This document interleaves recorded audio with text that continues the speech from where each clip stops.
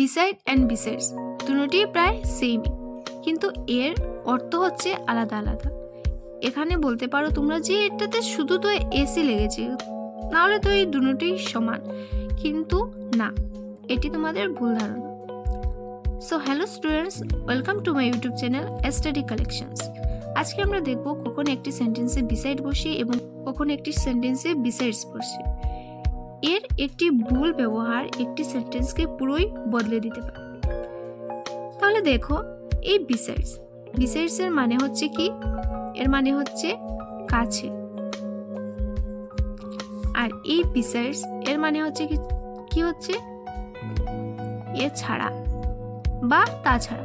দেখে নিই আমরা এখন কখন বিসাইড এবং বিসাইডস বসবে।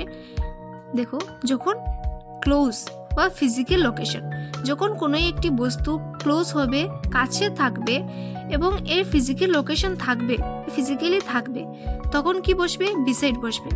যেমন দেখি, for example, I set beside you. এখানে কি বসেছে?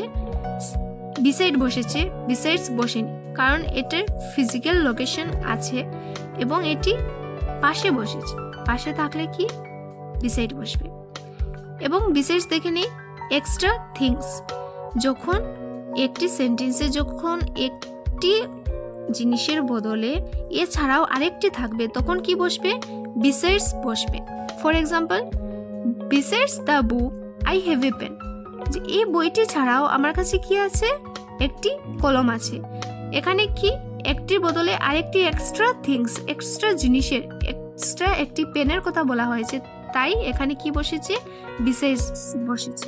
বিসাইডের মানে কাছে এবং বিসাইডসের মানে এছাড়াও, তাছাড়া কোনো কিছু থাকলে তখন কি বসবে? বিসাইডস বসবে।